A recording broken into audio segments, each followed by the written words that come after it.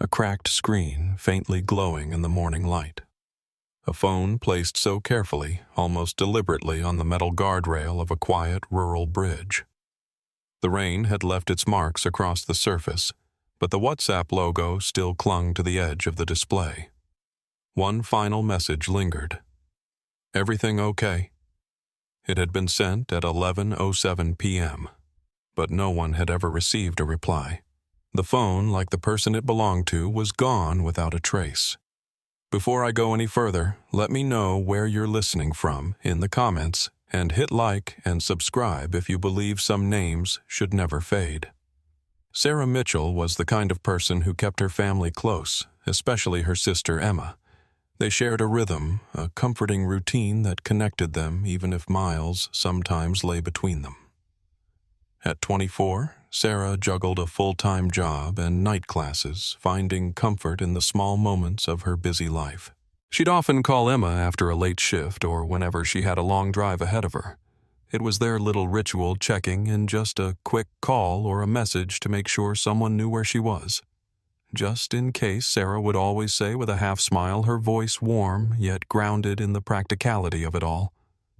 It wasn't much, just a simple, quiet life in a small town on the outskirts of Riverside, Missouri.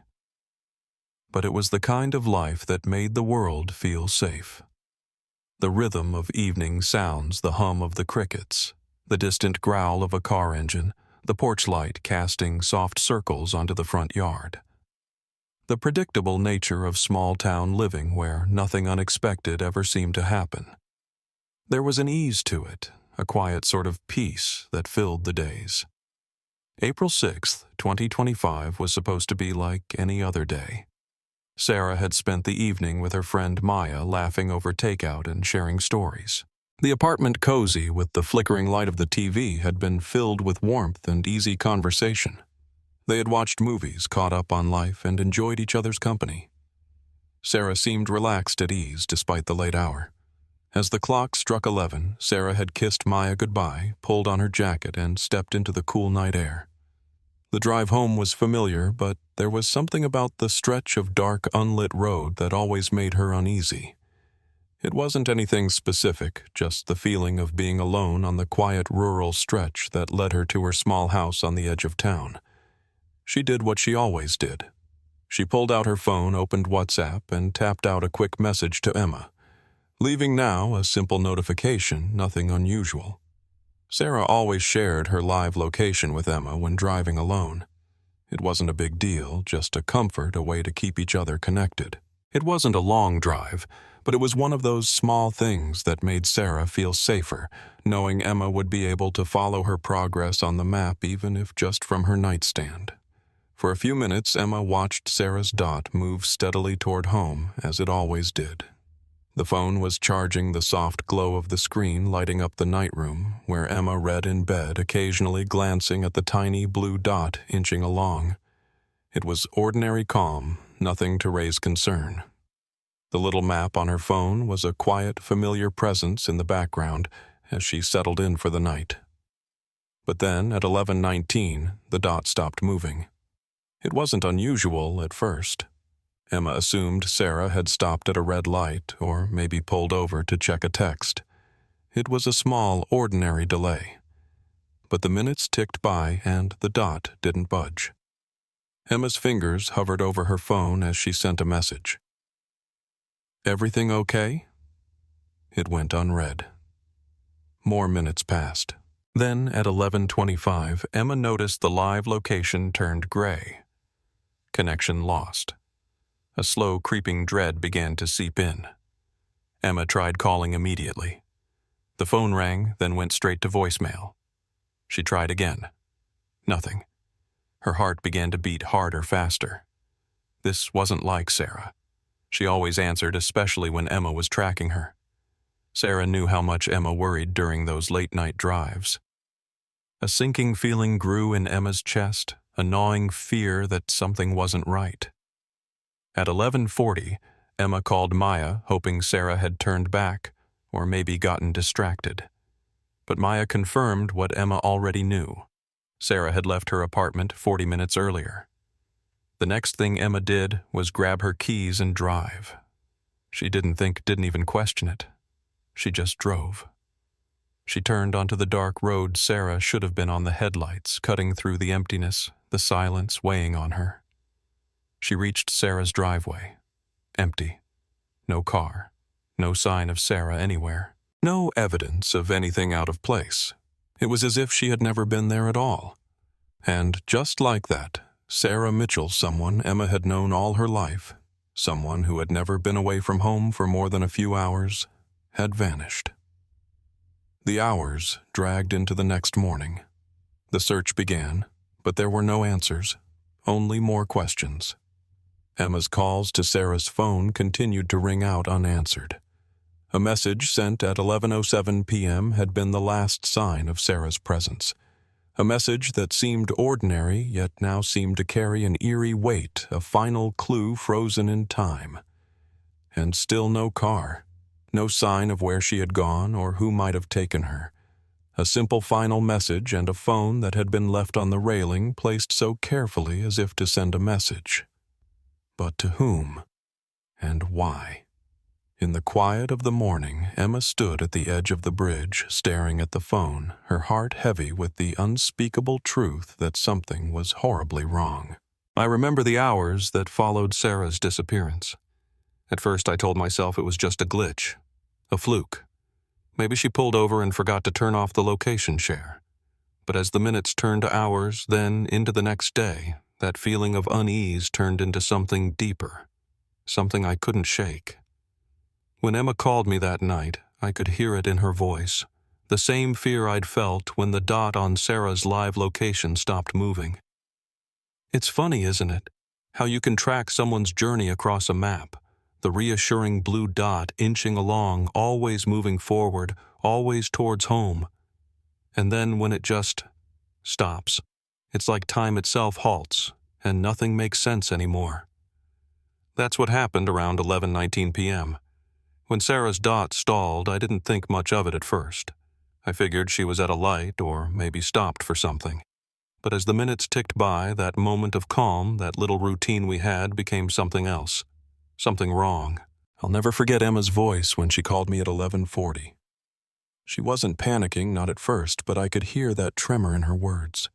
She told me she was heading out to check the route herself, see if Sarah had turned around, maybe pulled over somewhere. I told her to be careful, to be quick, but inside I knew it was more than just a phone call or a lost signal. I knew this was different. Emma wasn't gone long before she called me back. Her voice was tight and I could hear the tremor in it now. No car. No sign of Sarah. She'd checked the driveway, the yard, the street. Nothing. That's when she called the police. And it wasn't long after that the search began. The morning arrived without Sarah, without answers, and the town shifted ever so slightly, like someone had tugged on a thread and everything started to unravel. At first, the police treated it like any other missing person case. It's what they do. They check the usual places. They ask the usual questions. Where did she go? Who did she see? It wasn't until the call came in that things shifted. A road worker early that morning had been inspecting the guardrails of an old bridge when he spotted something. He hadn't thought much of it at first, just a phone lying face down on the metal railing. But when he picked it up, the sight of it stuck with him. The screen was cracked, but it still had a faint glow like it had been left there only recently. And the WhatsApp logo, the little green icon, was still visible. That's when everything stopped being normal. I remember when they called us in. I was sitting in the small room with Emma when they brought the phone in, handed it over to her. She looked at it for a long moment. She didn't need to say a word. The look on her face said it all. This wasn't a typical missing person case. This wasn't a young woman who had just gotten lost on a late-night drive. This was something else. The phone was still logged into Sarah's account. Her last message, the one Emma had never seen, was sitting there frozen on the screen. Everything okay? The last text Emma had sent her. I could see Emma's fingers tremble as she ran them across the phone, but she didn't cry. Not yet. She just stared as if waiting for the phone to reveal something more, something that made sense of what had already happened. And then came the small details. The screen wasn't just cracked, it was spiderwebbed, suggesting it had been dropped or impacted. But the way it was positioned on the railing, face up with no signs of a struggle, made no sense. How could Sarah have left her phone there so carefully? And why would she? The logical questions made it all the more confusing.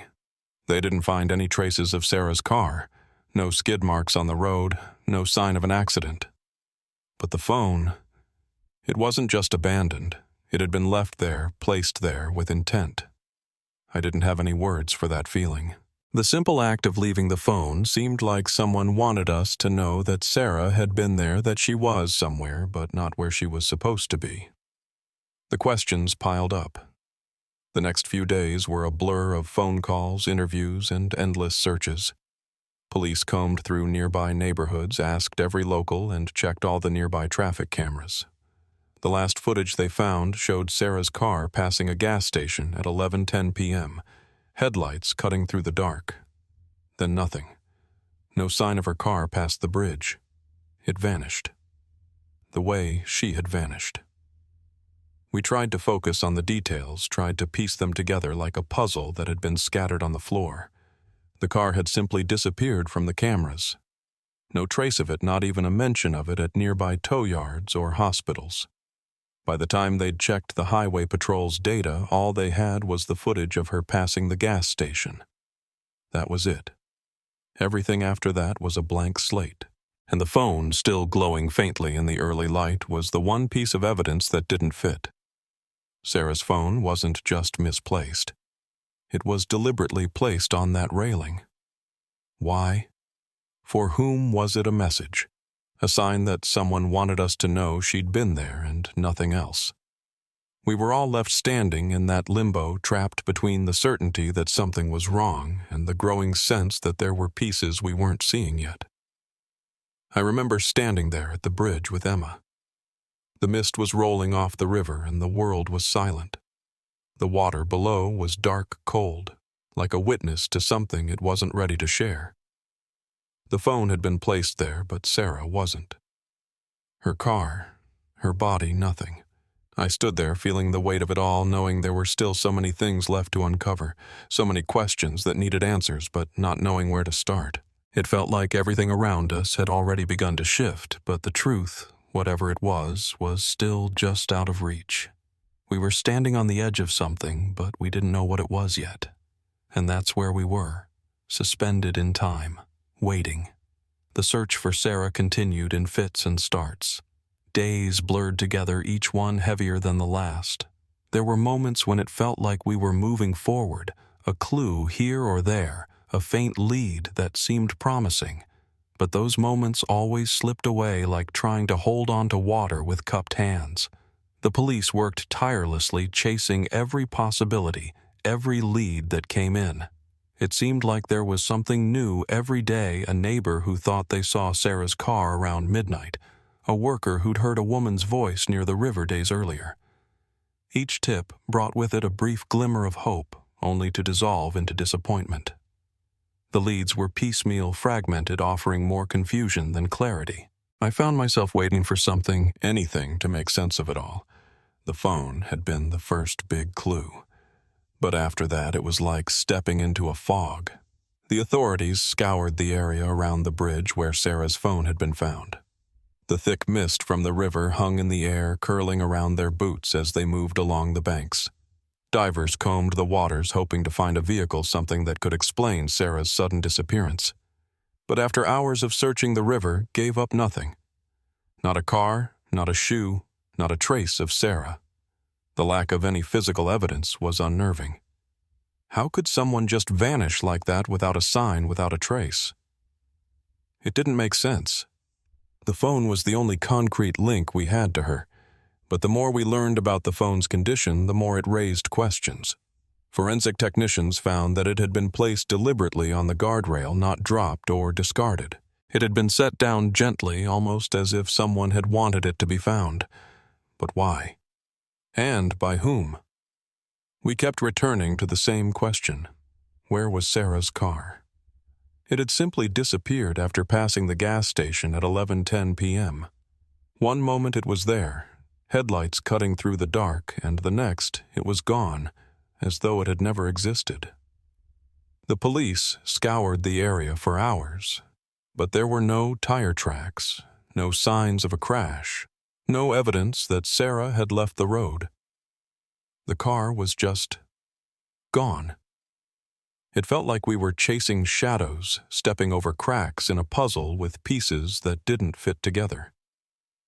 The more the investigation unfolded, the more unsettling the questions became. Where had Sarah gone? Why hadn't she made it home, and why had she left her phone behind? Every answer only seemed to create more questions. I think the hardest part for Emma was the not knowing. The police would offer their updates, but they couldn't tell her what she needed to hear. There were no signs of foul play, no obvious explanations. Sarah was just gone, and for someone who had always been in constant contact, someone who had always made sure Emma knew where she was. The silence felt deafening. Emma clung to the phone to that final message. Everything okay? It was the last thing Sarah had sent.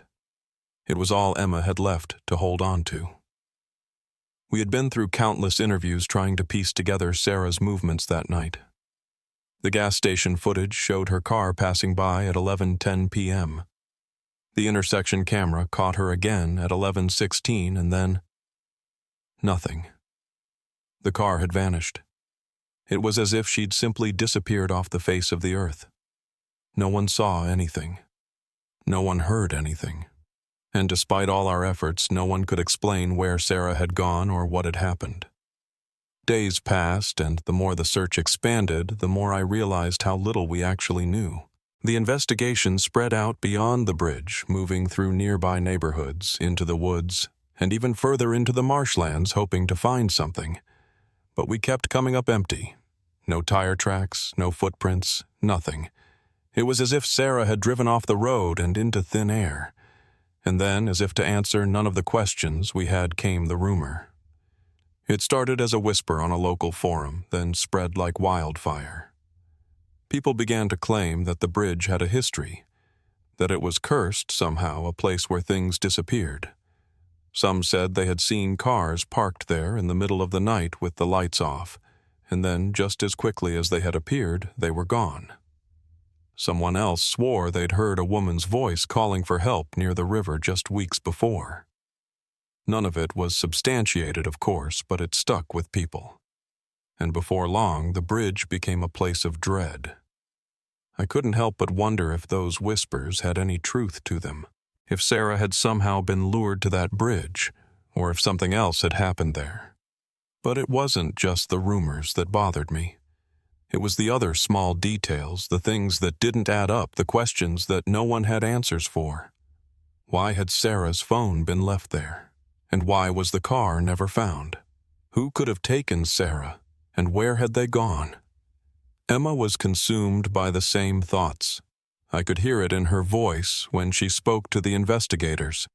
She was grasping for any thread, anything that might connect the dots. But the harder we pulled, the further they seemed to slip away. It was like the whole world was pulling away from us, each question leading to another, but never to the truth. And so we waited. The search continued, but it felt like we were trapped in an endless loop. The police were looking everywhere, but every lead felt like it was leading nowhere. The more we dug, the more the situation felt out of our control. The truth, whatever it was, remained stubbornly hidden. And yet we kept searching because what else could we do? It wasn't until weeks later that something finally broke the silence. 2 fishermen out on a back road near the marsh had spotted something strange. The roof of a car half hidden in the cattails. At first they thought it was an old junker abandoned long ago. But when the deputies arrived, they froze. The car wasn't old. It was Sarah's. Her white hatchback caked with mud and half submerged in the marsh. When they pulled the car from the water, the feeling of dread deepened. The car had been hidden intentionally, deliberately driven into the marsh and covered with branches. It wasn't an accident.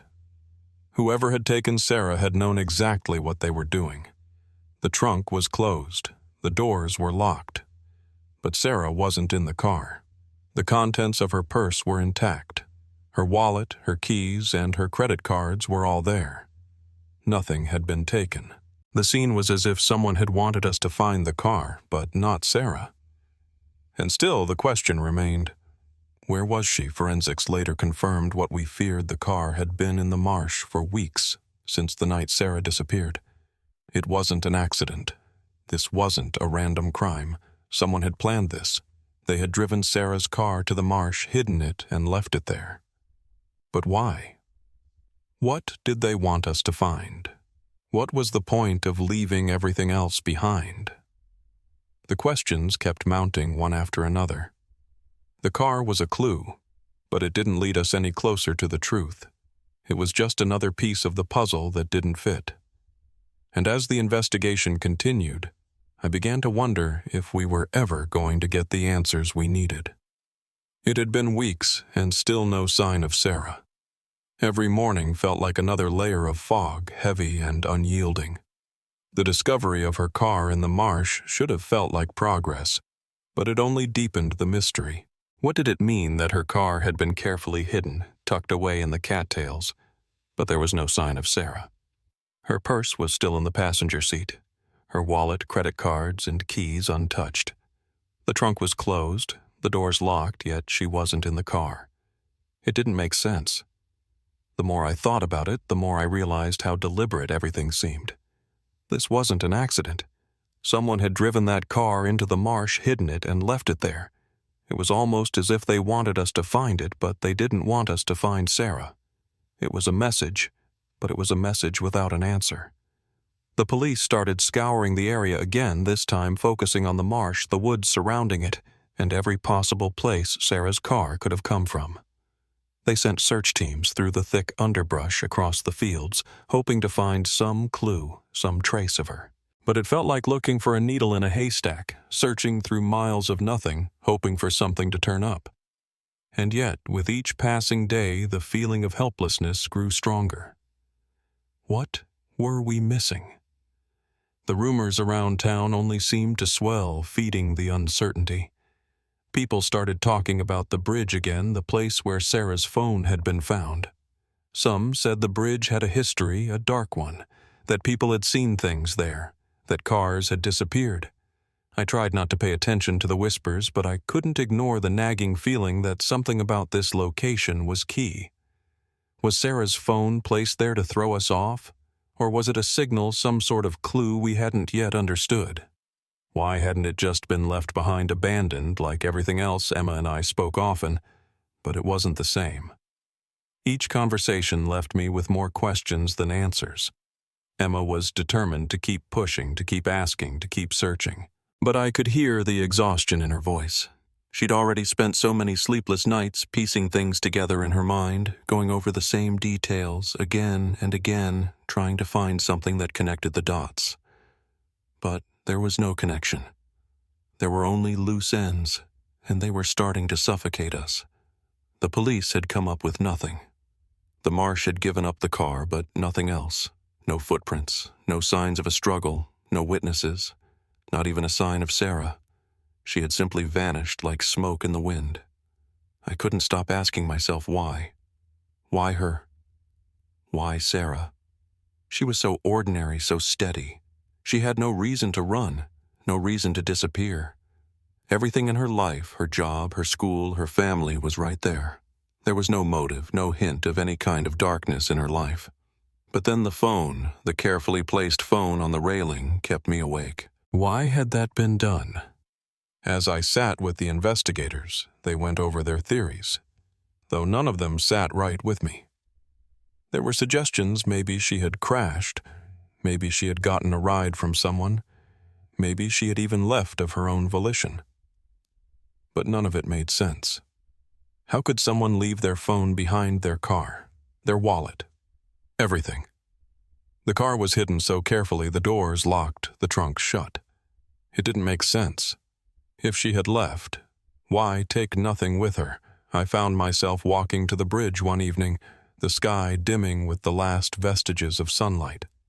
The air was thick with humidity, the kind that wraps around you, making everything feel heavy. The mist from the river rolled across the ground, and the distant sound of water trickling over rocks filled the space with a quiet, almost eerie hum. The bridge seemed smaller in person, nothing more than a narrow stretch over the river. But there was something about it, something that made the hairs on the back of my neck stand up. I couldn't explain it. It wasn't the bridge itself, but the place. The phone had been found here, and no matter how much I tried to ignore it, it didn't sit right. I looked over the railing down into the dark water below, and the same question echoed in my mind. What happened here? I couldn't answer it. No one could. The phone, the car, the lack of Sarah, each piece of the puzzle seemed to push us further into darkness. The police were still working, still gathering information, but nothing concrete came of it. And then came the break, the one thing that offered a glimpse of hope. 2 fishermen had been out near the marsh looking for a good spot to fish when they saw something strange. A roof of a car barely visible through the weeds and tall grass. At first they thought it was just another abandoned vehicle, something left behind. But when the deputies arrived and started clearing the area, they froze. It wasn't just any vehicle. It was Sarah's. I remember standing there, the sound of the marsh quiet around me as the car was carefully pulled from the muck. It wasn't a car that had been left behind in haste, it had been placed. The branches had been pulled over it almost as if someone had wanted it hidden, but not too hidden. It was as if they wanted us to find it, but only when they were ready for us to. The scene when they opened the car doors was haunting. The smell of algae, of waterlogged leather and mildew filled the air as the first officer pulled open the driver's side door. The seats were soaked, water sloshed out onto the ground, and there on the passenger side floor was Sarah's purse. Everything was still inside her wallet, her credit cards, her keys. Nothing had been taken, no sign of struggle. But Sarah wasn't in the car. It was as if the car itself had been left as a clue, as a symbol of something we couldn't yet understand. It wasn't an accident. It wasn't a random crime. This was planned, calculated. But by whom? And why? The longer we looked at the car, the more it felt like the most chilling part of this case. The car was hidden, left for us to find, but Sarah was nowhere to be found. The more I thought about it, the more I felt like we were being toyed with, led down a path only to be turned away when we got too close to the truth. Whoever had done this knew exactly what they were doing. And still the questions kept piling up. Why hide the car? Why leave the phone on the bridge? And why was Sarah's life, her world, taken from her so silently, so methodically? As the days dragged on, I found myself stuck in the same loop, returning to the same questions with no answers, trying to make sense of it all but failing. I wanted to understand. I needed to understand. But all we had were pieces, and they didn't fit. Not yet. And until they did, the truth would remain locked away somewhere, just out of reach. The months stretched on, and the case seemed to fade into the background, pushed out by time and the ever-moving world around us. But I'll tell you this, there are some things that refuse to be forgotten, some stories that linger even when you try to set them aside. Sarah's was one of those. The investigators never gave up. The search never truly stopped, even when the official channels quieted down. They kept working, kept asking, kept going through the motions, but with each passing day, I think we all began to feel the weight of what was slipping through our fingers.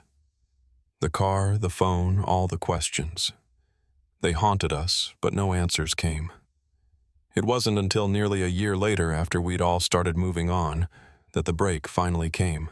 It came from somewhere we'd least expected, not from a team of officers or a fresh tip, but from a man who had seen something strange during his morning commute. A maintenance worker, a simple guy just going about his day, had noticed something off while checking the guardrails on that same bridge where Sarah's phone had been found. He'd seen something else, something that didn't belong. The thought of it sends a chill up my spine every time I remember it. He called it in, and when the police responded, they uncovered the first hard evidence that finally made sense of Sarah's disappearance. They found a man, a local, someone who knew the area well, and when they dug into his past, everything started to fall into place. They found his connection to the bridge, his strange behavior, and soon after the truth we'd all feared but hadn't wanted to admit. The person who had taken Sarah was someone she'd known, someone who had been close to her in the most chilling way. It turned out Sarah had been targeted not by a stranger, but by someone who had been planning her disappearance for months. It wasn't random. It wasn't an accident. It was all so deliberate, so cold.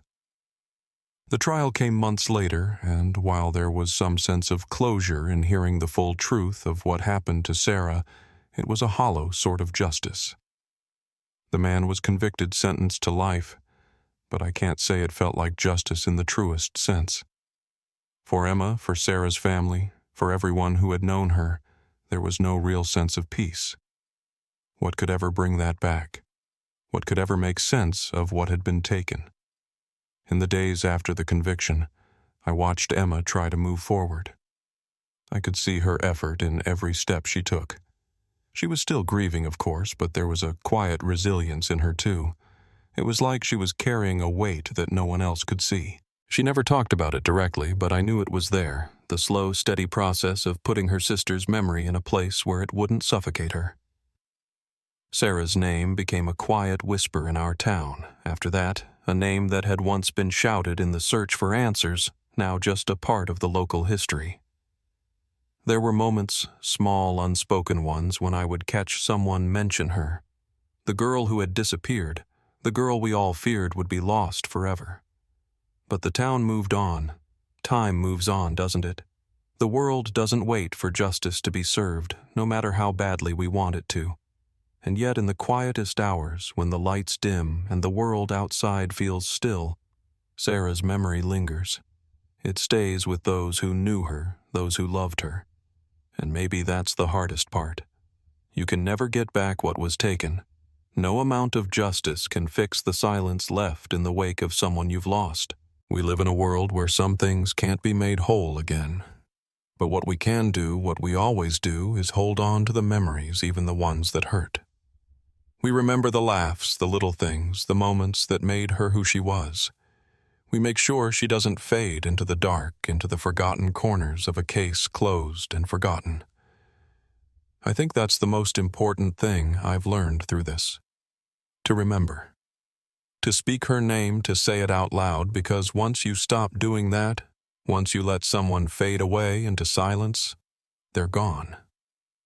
And it doesn't matter how many years pass, how much time goes by, you'll still hear the echoes, the ones that never really go away. The hardest part is it's been years now. And I know Sarah's family still carries that silence with them just as Emma does.